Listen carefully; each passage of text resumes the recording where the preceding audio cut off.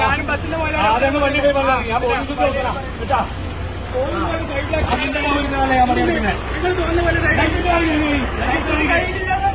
Licence ഇല്ലാണ്ട് നീ വണ്ടി ഓടിക്കണ്ട, കേട്ടോ. ലൈസൻസ് ഇല്ലാണ്ട് നിന്റെ തണ്ട് നമ്മുടെ എടുക്കണ്ട കേട്ടോ.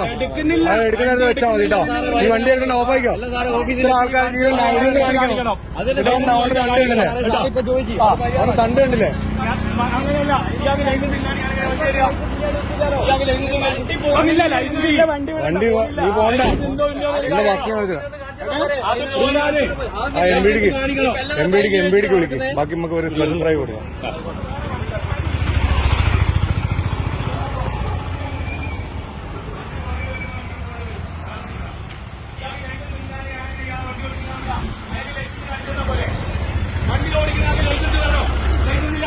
അപകടമുണ്ടായി ഇതിലുള്ള ആൾക്ക് ഇൻഷുറൻസ് കിട്ടൂല.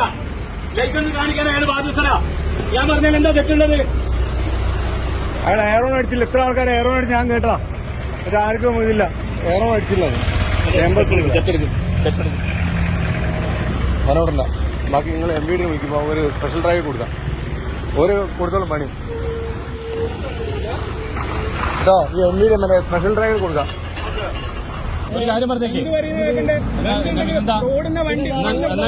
നിങ്ങൾ പറ. ഞാൻ ഒരു കാര്യം അങ്ങനെ തന്നെ എന്റെ നിങ്ങൾക്ക് ലൈസൻസ് ഉണ്ടോ വണ്ടി ഓടിക്കാൻ? അതിന് പിന്നെന്താ നാളെ വൈകുന്നേരം കാണിക്കാം. ലൈസൻസ് ഇല്ലാണ്ട് ബസ് ഓട്ടില്ലല്ലോ. ബസ് ഓടിന കയ്യിൽ വേണം, ലൈസൻസ് കയ്യിൽ വേണം. ലൈസൻസ് കയ്യിൽ വേണം. ഞങ്ങൾ സ്റ്റേഷനിലെത്തിയിട്ട് ഹാജരാക്കി. അതല്ല, ലൈസൻസ് കയ്യിൽ വേണം. മാനേജർ ബസ്സിന് മാനേജർ ലൈസൻസ് കയ്യിൽ വെക്കണം കേട്ടാ. തോന്നുമ്പോൾ നിന്റെ സൗകര്യത്തിന് കൊണ്ടുതരാനല്ല ഞാൻ നിൽക്കുന്നത്.